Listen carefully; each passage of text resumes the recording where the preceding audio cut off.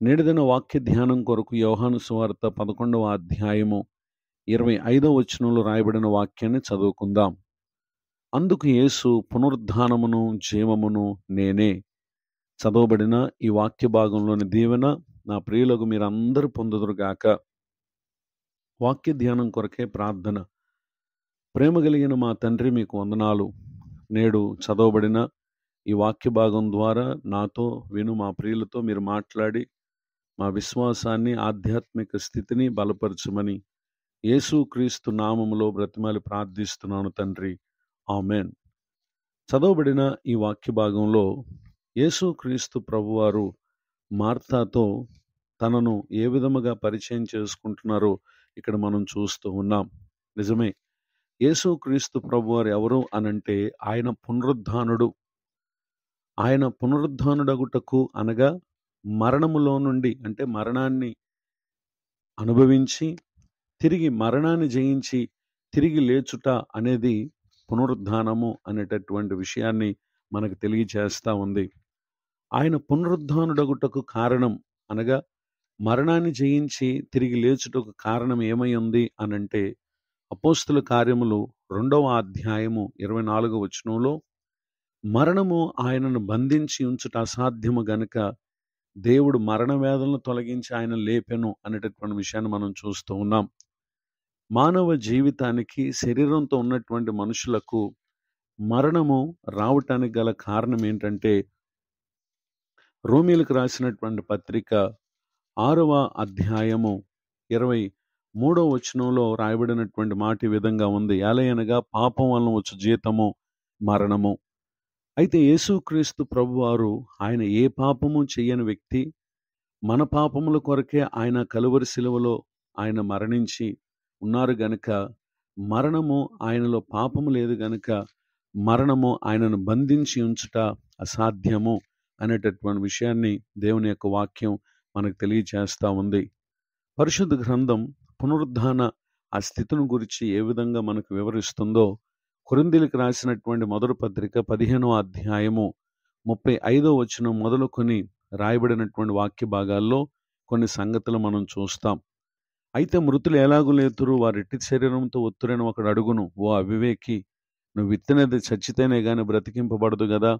నువ్వు విత్తుదాన్ని చూడగా అది గోధుమ గింజైనా సరే, మరి ఏ గింజైనను సరే, ఒట్టి గింజని విత్తుచున్నావు గాని పుట్టబో శరీరం విత్తుట్లేదు. అయితే దేవుడే తన చిత్త ప్రకారంగా నువ్వు విత్తిన దానికి శరీరము ఇచ్చును అనేటటువంటి విషయాన్ని తెలియచేస్తూ 42వ వచనంలో మృతులు పునరుద్ధానము అలాగే శరీరము క్షయమైనదిగా విత్తబడి అక్షయమైనదిగా లేపబడును, ఘనహీనమైనదిగా విత్తబడి మహిమగలదిగా లేపబడును, బలహీనమైనదిగా విత్తబడి బలమైనదిగా లేపబడును.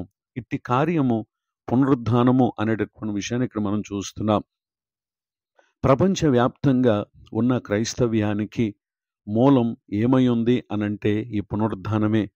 దానిని గూర్చి కొరింథీయులకు రాసినటువంటి మొదటి పత్రిక 15వ అధ్యాయము 12, 13, 14, 16 వచనాల వరకు రాయబడినటువంటి వాక్య భాగాల్లో ఇక్కడ తెలియపరుస్తున్నటువంటి మాట ఏంటంటే క్రీస్తు లేపబడి ఉండని ఎడల మేము చేయు ప్రకటన వ్యర్థమే, మీ విశ్వాసమును వ్యర్థమే అని చెప్పి ఇక్కడ తెలియచేయటను మనం గమనించగలం.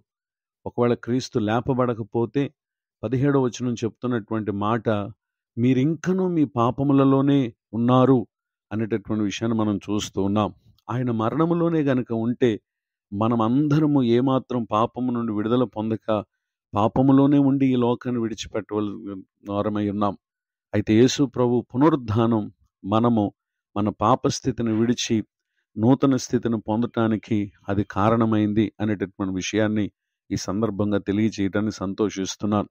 నాడు ఏ విధముగా యేసుక్రీస్తు ప్రభువారు తాను చెప్పినట్టే ఆయన సమాధిలో కాక సమాధిని జయించి తిరిగి పునరుద్ధానుడై లేచారు. నిన్ను నన్ను కూడా బ్రతుకున్నటువంటి ఈ కాలంలోనే మన పాత జీవితానికి ఆయన మరణమును నూతన జీవితాన్ని తన పునరుద్ధానం ద్వారా ఇహమందు అనుగ్రహించు దేవుడు పరమందు ఆయన నిత్య జీవాన్ని మనకు అనుగ్రహించడానికి చాలినవాడు. అట్టి గొప్ప దేవుని కృపకు నా ప్రియులకు మీరు అందరు పాత్రులు కావాలని తెలియపరుస్తూ ఈ మాటలు ముగిస్తున్నాను. ప్రార్థన. ప్రేమ కలిగిన మా తండ్రి, మీకు వందనాలు. నేడు విన్న ఈ మాటల ద్వారా మాతో మాట్లాడి మమ్మల్ని బలపరిచినందుకు స్తోత్రం. నేడు నీ పరిచయలో ఉన్నటువంటి దైవ సేవకులను, వారి కుటుంబాన్ని మీరు దీవించి ఆశీర్వదించి బలపరచండి. మరి యొక్క నూతన సంవత్సరం దయా కిరీటని దినం పొందిన మా ప్రియులను ఆశీర్వదించండి. ఎవరెవరు ఏ స్థితిలో పడి ఉన్నారో వారి స్థితిగతులన్నిటి నుంచి నీవు నిజముగా జయించిన దేవుడు గనుక మా ప్రియులకు జయ జీవితాన్ని దయచేయండి. యేసు క్రీస్తు నామములో ప్రార్థిస్తున్నాను తండ్రి, ఆమెన్. తండ్రి, కుమార, పరిశుద్ధాత్మ దేవుడితోడే నడిపించునుగాక, ఆమెన్. నేడు